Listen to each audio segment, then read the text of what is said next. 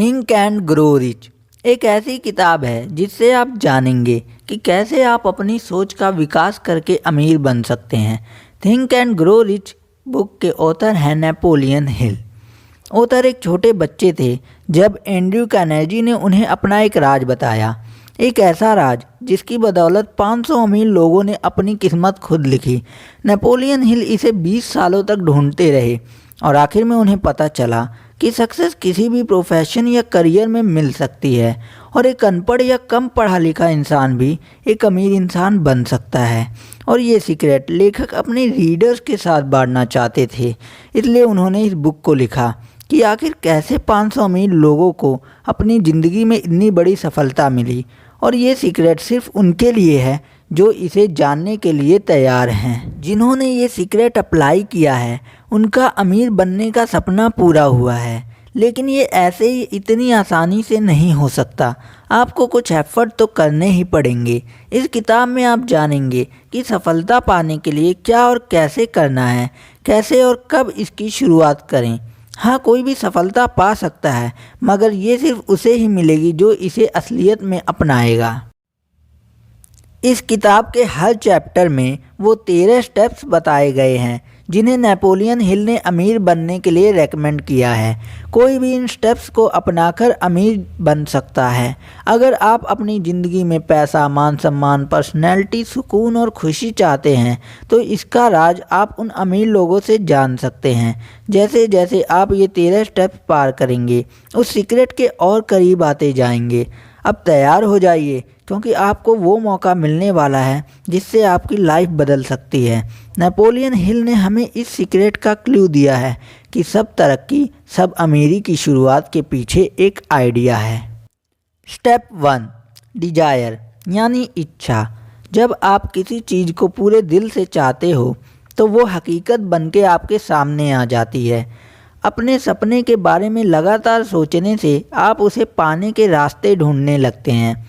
एक टर्म है जिसे मनी कॉन्शियसनेस कहते हैं, जिसका मतलब है पैसे के पीछे दीवाना होना। यानी आपके मन में खूब पैसा कमाने की इच्छा है। ये दिमाग की एक ऐसी हालत है जिसे आप खुद से पहले अमीर समझने लगते हैं। जब आप मनी कॉन्शियस बनते हैं तो पैसा कमाने लगते हैं। हम यहाँ 6 स्टेप्स बता रहे हैं जो पक्का आपको मनी कॉन्शियस बना देंगे। पहला तो ये कि आप कितना पैसा कमाना चाहते हैं ये सोच लीजिए। सिर्फ ये बोलना काफ़ी नहीं होगा कि मुझे बहुत सारा पैसा कमाना है। आपको एक फिक्स अमाउंट तो सोचना ही पड़ेगा ताकि आप अपना सपना सच में पूरा कर सकें। और दूसरा स्टेप ये है कि आपको तय करना होगा कि इतना पैसा कमाने के लिए आप क्या कर सकते हैं, क्योंकि मुफ्त में तो आपको कुछ मिलने से रहा। और तीसरा स्टेप है कि वो तारीख डिसाइड करना जिस दिन आप अपनी सोची हुई रकम पा सकेंगे। चौथा स्टेप होगा एक ऐसा खास प्लान सोचना जिससे आप ये पैसा कमा सकते हैं। और एक और प्लान करने के बाद आपको बिना झिझके उस रास्ते पर आगे बढ़ते रहना है। और पांचवा स्टेप होगा कि आप अपना फुल प्रूफ प्लान कहीं लिख लें। कितनी रकम आप चाहते हैं, कब तक चाहते हैं और आपका प्लान क्या होगा, ये हर चीज़ आपको पेपर पर लिख लेना है। और आखिरी स्टेप है कि आपको ये स्टेटमेंट दिन में 2 बार पढ़ना और याद करना है। स्टेप 2, एक ऐसी ताकत है इस यूनिवर्स में जो हमें उन चीज़ों के पास ले आती है जिन पर हम यकीन रखते हैं। जब हमें पॉजिटिव ख्याल आते हैं तो हमारे साथ खुद ही सब कुछ अच्छा होने लगता है, लेकिन जब हम नेगेटिव सोचते हैं तो बुरी चीज़ें अपने आप होने लगती हैं। देखा जाए तो बैड लक या बुरी किस्मत जैसी कोई चीज़ नहीं होती, बस हम किस पर यकीन करते हैं ये मायने रखता है। कुछ लोग बेवजह ही खुद को बदकिस्मत मानने लगते हैं और कुछ तो खुद को हमेशा गरीब ही समझते रहते हैं। अगर हमें ये यकीन होने लगे कि हम अपने हालात नहीं बदल सकते तो इसका मतलब है कि हमने अपनी बदकिस्मती खुद लिखी है, क्योंकि जैसा हम अपने दिमाग को बनाएंगे वही चीज़ हकीकत में होती रहेगी। यदि आप अपने दिमाग में डर और शक पैदा कर लेंगे तो आप हमेशा डरते ही रहेंगे और अपने आप पर भरोसा नहीं रख पाएंगे। ऐसा करके आप खुद को एक दायरे में बांध रहे हैं जिससे बाहर आ पाना मुश्किल होगा। मनी कॉन्शियस बनने के लिए खुद पर भरोसा रखना बहुत ज़रूरी है। याद रहे कि आप हर पल खुद को अमीर देखें, महसूस करें और मानें। खुद पर यकीन रखें कि एक दिन आप बहुत सारा पैसा कमाएंगे। जो लोग हर बात पर बोलते हैं कि वे तो गरीब हैं, ऐसे लोग कभी अमीर नहीं बन पाते। जो हम मानते हैं वही बन जाते हैं, इसलिए खुद पर यकीन करके वही बन सकते हैं। जैसा विचार हम अपने दिमाग में भरेंगे वही एक दिन हमारी सच्चाई बन जाती है। तो मर्जी आपकी है कि आप गरीबी चुनते हैं या अमीरी। एक बार अपने मन में अमीर होने का ख्याल बैठा लीजिए, फिर आपका यकीन आपके लिए सारी लिमिटेशन को हटाकर आपको सफलता दिला देगा। Step 3, auto suggestion. हमारा सबकॉन्शियस दिमाग असल में एक उपजाऊ ज़मीन की तरह है। हम अगर इसमें काम के बीज नहीं डालेंगे तो इसमें घास फूस उगने लगेंगे। इसके लिए हमें ऑटो सजेशन या सेल्फ सजेशन अपनाना होगा ताकि हमारे दिमाग में बेकार का कचरा ना उगे। हम खुद इतने काबिल हैं कि अपने सबकॉन्शियस दिमाग में आने वाले ख्यालों को चुन सकते हैं। हमारा यही सबकॉन्शियस माइंड हमारी सोच को हकीकत बनाता है, लेकिन ऐसा करने के लिए हमें ऑटो सजेशन से इस तक पहुंचना होगा। इसलिए तो कहते हैं कि अपने दिमाग को हमेशा पॉजिटिव सोच विचारों से ही भरें, और जब हम इस पर कंट्रोल नहीं कर पाते तभी हमारी हार होती है। ये बात हर दिन दोहराएं कि आप क्या चाहते हैं। अगर आप अमीर होना चाहते हैं तो इसके लिए तैयार रहें। अपनी इस चाहत को अपनी आदत बना लें।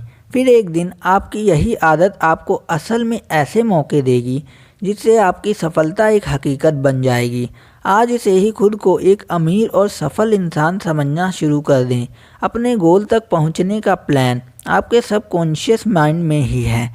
बस ऑटो सजेशन की प्रैक्टिस करते रहें ताकि आपका प्लान आपके पास खुद ब खुद आ सके। इस कोशिश में कभी भी हार ना मानें। ये बात समझ लें कि आपको कुछ भी मुफ्त में नहीं मिलने वाला। कुछ पाने के लिए बहुत कुछ करना भी पड़ता है। तो आज से ही अपने दिमाग के बगीचे में अच्छे अच्छे पॉजिटिव बातों के बीज डालना शुरू कर दें। Step 4, specialised knowledge. Henry Ford के पास कोई फॉर्मल एजुकेशन नहीं थी, लेकिन उसे ऑटोमोबाइल के बारे में अच्छी खासी नॉलेज थी। वर्ल्ड वार के दिनों में उसने शिकागो न्यूज़पेपर पर मानहानि का दावा किया था, क्योंकि अखबार ने उसे इग्नोरेंट पेसिफिस्ट यानी उदासीन शांतिवादी करार दिया था। अदालत में ट्रायल के दौरान उससे हजारों सवाल पूछे गए। वकील ये साबित करना चाहता था कि हेनरी वाकई में इग्नोरेंट हैं। अदालत में उसके उटपटांग सवालों से फोर्ड परेशान हो गया था। उसने जवाब दिया, जो भी सवाल आप मुझसे पूछना चाहते हैं उनका जवाब देने के लिए मैं यहाँ अपने एडमिन को बुला सकता हूँ। अब क्या आप मुझे बताएंगे कि जब मैं आदमियों को काम पे रख सकता हूँ जो मुझे हर बात की जानकारी दें, तो मुझे अपने दिमाग में इतनी नॉलेज भरने की क्या ज़रूरत है। फोर्ड के इस जवाब से अदालत में सन्नाटा छा गया। फोर्ड के पास कोई खास जनरल नॉलेज नहीं थी, मगर अपने काम की उसे खास नॉलेज थी। उसे ये मालूम था कि उसका गोल क्या है। तभी तो जो लोग ज़्यादा पढ़े लिखे नहीं भी होते फिर भी वे सक्सेसफुल होते हैं। जो चीज़ हम जनरल नॉलेज पढ़कर या स्कूल में सीखते हैं अक्सर हमारे उतने काम नहीं आती जब तक कि हम उसे असली ज़िंदगी में इस्तेमाल नहीं करते। देखा जाए तो ये सिर्फ किताबी पढ़ाई है, प्रैक्टिकल नहीं। अगर आपका किसी चीज़ में खास इंटरेस्ट है तो आप उसमें कोई शॉर्ट कोर्स कर सकते हैं या उसकी ट्रेनिंग ले सकते हैं। इस तरह आपकी उस चीज़ की पूरी नॉलेज आपको बिजनेस करने में सफलता दिलाएगी। सीखना केवल स्कूल तक ही सीमित नहीं है। आप ज़िंदगी में किसी भी उम्र में कुछ भी सीख सकते हैं, चाहे आप फैमिली वाले हों या फुल टाइम जॉब कर रहे हों। आप अपने हुनर को सीखने के लिए वक्त तो निकाल ही सकते हैं। एक स्पेशलाइज्ड नॉलेज होनी बहुत अच्छी बात है, क्योंकि आपको पता चलता है कि फ्यूचर में आपको क्या सीखना है और क्या काम करना है। जो आपका हुनर है उसे इम्प्रूव करना बहुत ज़रूरी है। अक्सर कंपनीज एम्प्लॉयज़ को रखते वक्त उनका क्रेडेंशियल तो देखती ही हैं, साथ में उनकी पर्सनैलिटी पर भी गौर करती हैं। आप किस तरह लोगों से या कस्टमर से पेश आते हैं या सिचुएशन को कैसे हैंडल कर पाएंगे। ये सब बातें भी देखी जाती हैं। कोई सक्सेसफुल आदमी भले ही ज़्यादा एजुकेटेड ना हो, मगर उसमें एक खास एम्बिशन और पर्सनैलिटी ज़रूर होती है। याद रखें कि जो इंसान स्कूली पढ़ाई को ही सब कुछ मानकर सीखना बंद कर देता है, वो हमेशा मामूली इंसान ही बनकर रह जाता है। वो भले ही एक मुकाम हासिल कर ले, मगर सक्सेस तो तभी हासिल होती है जब आप ज़िंदगी में कुछ ना कुछ सीखते ही रहते हैं, क्योंकि सफलता कोई मंजिल नहीं है, ये एक सफ़र है। Step 5, imagination. बहुत पुरानी बात है। एक बार एक बूढ़ा देसी डॉक्टर एक केमिस्ट की दुकान पर गया। उसने दुकान के जवान क्लर्क को कहा कि उसकी कैटल और लकड़ी का पैडल काफ़ी पुराना हो गया है। क्लर्क ने उसे एक नई कैटल और वुडन पैडल $500 में खरीद लिए। ये रकम उस डॉक्टर की ज़िंदगी भर की सेविंग जितनी थी। डॉक्टर ने उस क्लर्क को कागज़ का एक छोटा टुकड़ा दिया जिसमें एक मैजिक फॉर्मूला लिखा था। डॉक्टर ने $500 क्लर्क से ले लिए और वहाँ से चला गया, क्योंकि इन पैसों से वो अपना कर्ज उतार कर आराम से रह सकता था। उस जवान क्लर्क ने अपनी सारी लाइफ की सेविंग उस फॉर्मूले पर इन्वेस्ट कर दी थी। उसने उस कागज़ में लिखी चीज़ों को मिक्स करके एक मैजिक फॉर्मूला बनाया। उस कैटल में उसके हाथ एक किस्म का सोना लगा था, जिससे शुगर इंडस्ट्री चलाई गई और जिसकी वजह से लाखों लोगों को रोज़गार मिला। इसने साउथ के एक छोटे से शहर को बिजनेस कैपिटल बना डाला। इस तरह वो पुरानी कैटल सारी दुनिया के काम आई। जानते हैं उस कैटल में क्या मिक्सचर बना था? Coca Cola. जी हाँ, उस मिक्सचर से जो चीज़ बनी वो कोका कोला थी, और जिसने ये मिक्सचर बनाया था उस क्लर्क का नाम था आसा कैंडलर। लेकिन कोका कोला की सफलता का सीक्रेट वो कागज़ का पुर्जा नहीं था, वो थी आसा कैंडलर की इमेजिनेशन। हमारी चाहतों को पूरा करने के लिए इमेजिनेशन की ज़रूरत पड़ती है, ताकि वे हकीकत बन पाए। जो चीज़ आपको सफल होने से रोक रही है वो है सिर्फ आपकी सोच। आप सोच बदलिए, अपनी इमेजिनेशन इस्तेमाल कीजिए, फिर देखिए कमाल। कोका कोला भी एक आइडिया पर चला। आज जो जितनी भी चीज़ें हम अपने आसपास देखते हैं, जैसे गैजेट्स या सोशल मीडिया, इन सब के पीछे आइडिया ही है। हम में से बहुत से लोग ज़िंदगी भर एक ब्रेक का इंतज़ार करते रहते हैं, लेकिन सफलता एक दिन में ही नहीं मिल जाती। आपका आइडिया ऐसा होना चाहिए जो हर तरह के क्रिटिक्स को झेल सके। इसमें आपको हार और निराशा भी मिल सकती है, तो इन सब बातों के लिए पहले से ही तैयार रहें। अपने आइडिया को अपना जुनून बना लीजिए, बिना रुके लगातार इस पर काम करें, इसे असलियत का जामा पहनाएं, तभी आपका आइडिया इतना दमदार बन पाएगा कि हर तरह के चैलेंज झेल पाए। Step 6, organised planning. जब तक आपके पास कोई पक्का प्लान नहीं है, आप सफल नहीं हो सकते। ऐसे लोग ढूंढिए जो आपके प्लान में आपकी मदद कर सकें। जब आप लोगों की मदद लेंगे तो जाहिर है कि बदले में आपको उन्हें कुछ फ़ायदा या कंपनसेशन देना पड़ेगा। अपना एक ग्रुप बनाएं और लगातार उनके साथ अपने प्लान के बारे में डिस्कस करते रहें। फेलियर से बचने के लिए अपने ग्रुप के साथ अच्छा वर्किंग रिलेशन कायम करें। आपको हर तरह के लोगों की ज़रूरत पड़ेगी, क्योंकि एक ही इंसान में हर चीज़ की नॉलेज, एक्सपीरियंस या एबिलिटी नहीं होती। सक्सेस पाने के लिए औरों के सहयोग की ज़रूरत पड़ सकती है, और इस बात का ध्यान रखें कि प्लान पर काम करने से पहले अपने ग्रुप के सभी मेंबर्स की राय ली जाए। अगर आपका पहला प्लान फेल हो जाता है तो दूसरे पर काम करें, और अगर ये वाला भी नहीं चलता तो भी हार ना मानें। तब तक नए प्लान बनाते रहें जब तक कोई पक्का प्लान नहीं हाथ लग जाता। याद कीजिए कि किस तरह थॉमस एडिसन ने 10,000 बार कोशिश की थी, तब जाकर वे लाइट बल्ब बनाने में कामयाब हुए। बार बार फेल होने के बाद भी वे ग्रेट इन्वेंटर बन पाए, क्योंकि उन्होंने हर बार कोशिश की। जो हार मानता है वो कभी जीतता नहीं, और जो जीतता है वो कभी हार नहीं मानता।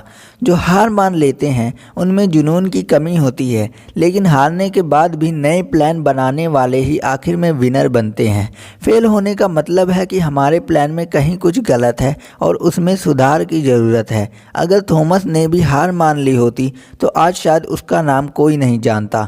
जब आप फेल होते हैं तो उसकी वजह ढूंढिए। इसे बेहतर बनाने के लिए क्या कर सकते हैं ये आप सोच सकते हैं। एक नया फुल प्रूफ प्लान बनाकर बनाकर उस पर नए सिरे से काम करें। Step 7 decision. फोर्ड मोटर्स की मॉडल टी एक ज़माने में दुनिया की सबसे बदसूरत कार मानी जाती थी। हेनरी फोर्ड को उनकी कंपनी के एडवाइज़र ने इस कार का डिज़ाइन बदलने की सलाह दी, लेकिन फोर्ड नहीं माने और मॉडल टी बनाते रहे। हालांकि बाद में उन्होंने इसके डिज़ाइन में थोड़ा बदलाव ज़रूर किया, लेकिन उससे भी पहले मॉडल टी ने उन्हें खूब कमाई करके दी। हेनरी फोर्ड अपने तुरंत फैसलों और मजबूत इरादों के लिए जाने जाते थे, और हर सफल इंसान के अंदर ये क्वालिटी होती है। कभी हाँ कभी ना करने वाले हमेशा गरीब और फेलियर ही रहते हैं। जब आप तुरंत फैसले करते हैं तो उन पर तुरंत काम भी शुरू कर देते हैं। देर करने से सिर्फ पैसे और वक्त की बर्बादी होती है और नतीजा कुछ हाथ में नहीं आता। फोर्ड ने उन लोगों की बात बिल्कुल नहीं मानी जिन्होंने मॉडल टी की बुराई की थी, क्योंकि उन्हें अपने लिए गए फैसले पर पूरा यकीन था। अमीर लोग कोई भी फैसला करने में वक्त बर्बाद नहीं करते, बल्कि उनमें धीरे धीरे ज़रूरी बदलाव लाते हैं।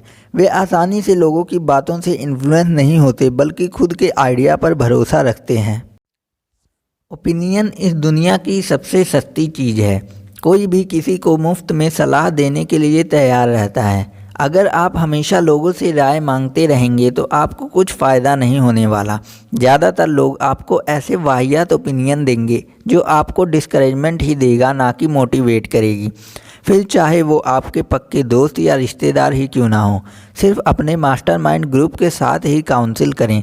सिर्फ आपका ग्रुप ही आपके साथ पूरी तरह सिंपैथी और हार्मनी रखता है, क्योंकि आपका पर्पज एक ही है। अपने ग्रुप के मेंबर्स भी सोच समझकर चुनें। हम आगे के चैप्टर में मास्टरमाइंड की पावर के बारे में बताएंगे। आपके पास खुद का दिमाग है तो इसका इस्तेमाल करें। सक्सेसफुल बनने की आग जो आपके अंदर है उसकी पुकार सुनें। अच्छे फैसले लेने का मतलब है कि आपको यह पता होना चाहिए कि आपको क्या चाहिए। दुनिया का दस्तूर है कि यहाँ उसी इंसान की कद्र होती है जिसकी बातों में दम और जिसका काम बोले। और सक्सेसफुल लोगों को पता होता है कि उन्हें क्या चाहिए और उसे हासिल कैसे करना है। Step 8 persistence. बेशक धीरे धीरे मगर लगातार बढ़ते रहें। आखिर कहीं से तो चलना शुरू कीजिए, तभी तो सफलता एक दिन हाथ लगेगी। लगातार अपनी मंजिल की तरफ चलने से पहले अपनी मंजिल चुन लीजिए। आपको क्या हासिल करना है और क्यों, ये जानना बहुत ज़रूरी है। तभी आपको मोटिवेशन मिलेगी। खुद पर यकीन रखें कि आप इतने काबिल हैं। आपके अंदर वो स्किल और नॉलेज है जो आपको सक्सेस दिला सकती है। अपने लिए एक सही प्लान तैयार करें। जो इस प्लान में आपकी मदद कर रहे हैं उन साथियों के साथ अच्छा रिलेशन मेंटेन करें। अपनी विल पावर को परख लें, फिर अपने प्लान पर फोकस करें। सबसे पहले ज़रूरी है कि आप अपने मन के डर को भगा दें। जो डरता है वो कुछ नहीं कर पाता। कितने ही ऐसे लोग हैं जो एक बड़े ब्रेक का इंतज़ार में बैठे हैं। कोई मनपसंद जॉब या बिजनेस अपॉर्चुनिटी उनके लिए एक बड़ा ब्रेक हो सकता है, लेकिन ऐसे लोग डिसअपॉइंटेड ही रहते हैं। ब्रेक पाने के लिए भी उतने ही एफर्ट्स की ज़रूरत पड़ती है। ये अचानक नहीं मिल जाता, लेकिन हम अपना बिग ब्रेक पा सकते हैं जब हम इसके लिए एक प्लानिंग करते हैं और उसके रास्ते पर लगातार बढ़ते रहते हैं। अब कुछ लोग ऐसे भी होंगे जिन्होंने अपनी स्ट्रॉन्ग डिजायर और ख़ास प्लान से ये मौका पाया होगा, मगर सफल नहीं हो पाए। ऐसा क्यों? क्योंकि उन्होंने आसानी से गिव अप कर लिया। एक बार फेल होते ही उन्होंने हार मान ली और अपना प्लान ही छोड़ दिया। मगर ये हार तो टेम्परेरी थी, इस बात को वे भूल गए। हार का एक ही जवाब है और वो है आगे बढ़ते रहना। कई बार तो ऐसा लगता है कि कोई छुपा हुआ गाइड हमें परखने के लिए ही हमारे रास्ते में सारी रुकावटें डाल देता है। हमारी हार हमारी विल पावर को परखने का बस एक जरिया है। जब आप बिना रुके लगातार आगे बढ़ने की आदत बना लेते हैं तो हार कभी भी आपके रास्ते की रुकावट नहीं बन पाती। फिर भी आप जो चाहते हैं वो हासिल कर सकते हैं, बस आपको हार नहीं माननी है। Step 9 power of mastermind. एक कहावत है कि नॉलेज इज पावर, मगर सिर्फ इसके दम पर अकेले अमीर नहीं बन सकते। नॉलेज तभी पावर बनती है जब इसे अपने गोल को पाने के लिए इस्तेमाल किया जाए। मास्टरमाइंड ऐसे लोगों का ग्रुप होता है जो आपकी नॉलेज को बढ़ा सकते हैं ताकि वो आपकी पावर बन सकें। इन लोगों की इच्छा और मकसद वही होता है जो आपका है। इस बात को इलेक्ट्रिक बैटरी से समझते हैं। एक सिंगल बैटरी थोड़ी ही एनर्जी देगी, लेकिन जब एक से ज़्यादा बैटरी हमारे पास हो तो हमें लंबे समय तक उनकी एनर्जी मिलती रहेगी। ऐसे ही जब आपके पास मास्टरमाइंड ग्रुप होता है तो आपकी ताकत कई गुना बढ़ जाती है और इनकी मदद से आप अपनी कमजोरियों को भी दूर कर सकते हैं। अपनी कॉरपोरेशन बनाने से पहले हेनरी फोर्ड भी एक गरीब, अनपढ़ और इग्नोरेंट इंसान थे, लेकिन उन्होंने अपना बिजनेस ऐसे 50 भरोसेमंद लोगों के साथ मिलकर चलाया जो उनके मास्टरमाइंड थे। उन्होंने थॉमस एडिसन के साथ भी दोस्ती रखी थी। फोर्ड अपने इन भरोसेमंद और महान दोस्तों के साथ बहुत मिलनसार और सहयोगी रिश्ता बनाए रखे। अपने इसी काबिल मास्टरमाइंड ग्रुप की वजह से हेनरी फोर्ड अपनी गरीबी मिटाकर इतने बड़े सक्सेसफुल बिजनेसमैन बन पाए। सिर्फ 10 साल लगे उन्हें पढ़े लिखे और इंटेलिजेंट बनने में, और 25 साल बाद वे अपने देश के सबसे अमीर आदमी बन चुके थे। एक मास्टरमाइंड ग्रुप से जुड़ने के बहुत से इकोनॉमिक एडवांटेज तो हैं ही, बल्कि मानसिक रूप से भी ये बहुत फ़ायदेमंद है। जब भी दो दिमागी ताकतें आपस में मिलती हैं तो एक नई अनदेखी ताकत पैदा करती हैं, जो उन दोनों दिमागों के साथ मिलकर 3 दिमाग जितनी ताकत पैदा करती है। जाहिर है कि एक ग्रुप में जब इतने सारे दिमाग होंगे तो अकेले दिमाग की ताकत को बढ़ा देंगे। कुल मिलाकर कहें तो 2 दिमाग एक अकेले दिमाग से ज़्यादा बेहतर सोच सकते हैं। अगर ग्रुप के लोगों के बीच अच्छा वर्किंग रिलेशनशिप है तो वे मिलकर किसी भी इंडिविजुअल से ज़्यादा अचीव कर सकते हैं। वे मिलकर कमाल कर सकते हैं, क्योंकि एक अकेले इंसान की तुलना में उनकी ताकत कई गुना बढ़ जाती है। Step 10, the subconscious mind. हम सब जानते हैं कि सबकॉन्शियस दिमाग पर हमारा कोई काबू नहीं होता, लेकिन यही वो हिस्सा है जो हमारी सारी इच्छाएं, भावनाएं और फैसले लेने की ताकत को कंट्रोल करता है। हम बस ये कर सकते हैं कि हमें अपने दिमाग को पॉजिटिव विचारों से भरना है। धीरे धीरे यही पॉजिटिव विचार सबकॉन्शियस मन में बैठते चले जाएंगे। ये एक तरीका है जो धीरे धीरे हमें सफलता की ओर ले जाएगा। अपने सबकॉन्शियस को इम्प्रूव करने के लिए अपने दिमाग में यकीन, प्यार, सक्सेस, जोश और उम्मीद जैसे ख्याल लाएं। कभी भी अपने दिमाग में बेकार का डर, किसी के लिए नफरत, जलन और बदले की भावना या लालच और अंधविश्वास जैसे विचार ना रखें। कोशिश करें कि नेगेटिव विचार आपके दिमाग में आए ही ना।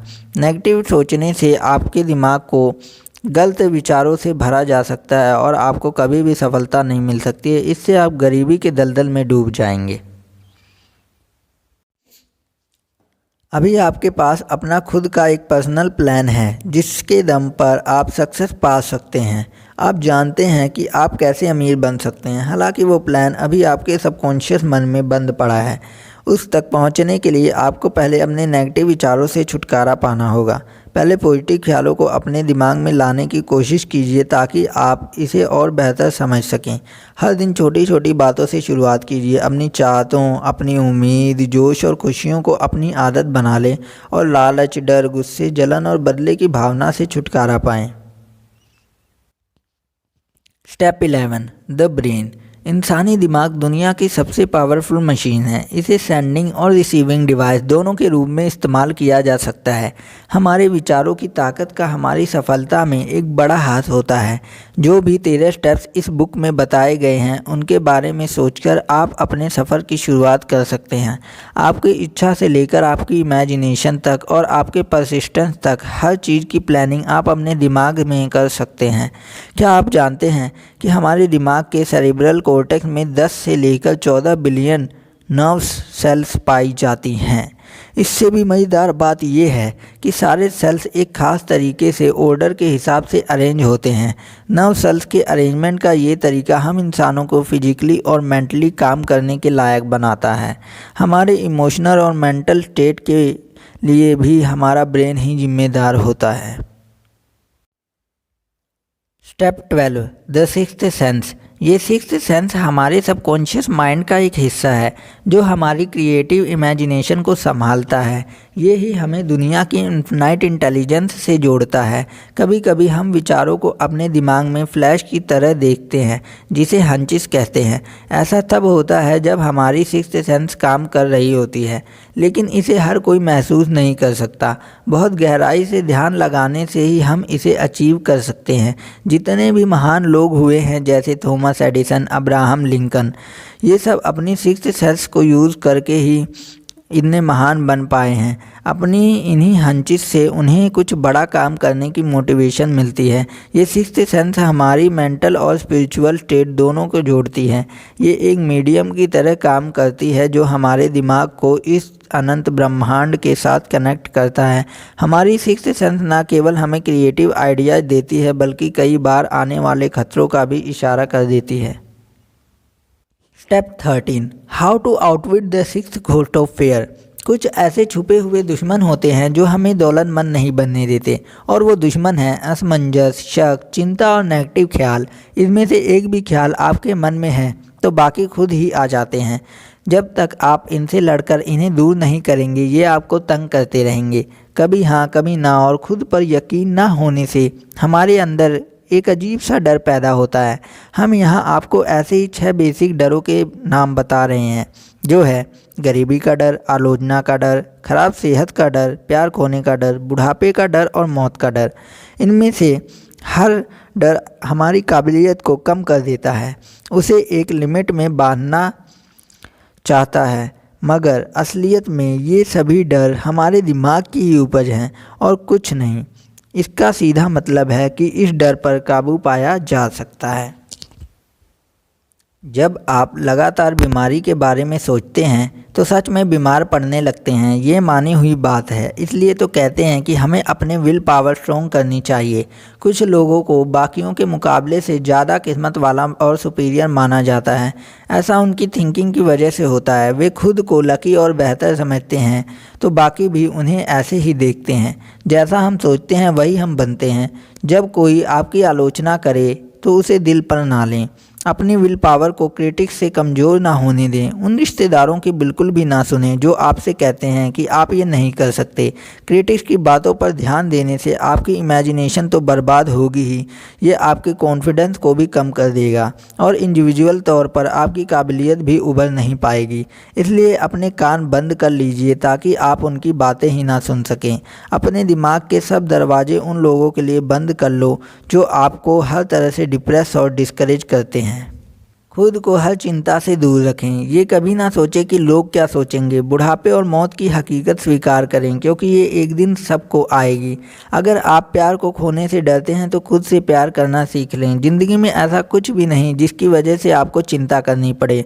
अपने लिए मन की शांति और खुशियाँ चुनें और सक्सेसफुल बनें। और ऐसी और अमेजिंग बुक समरीज के लिए आप इस चैनल को सब्सक्राइब करें।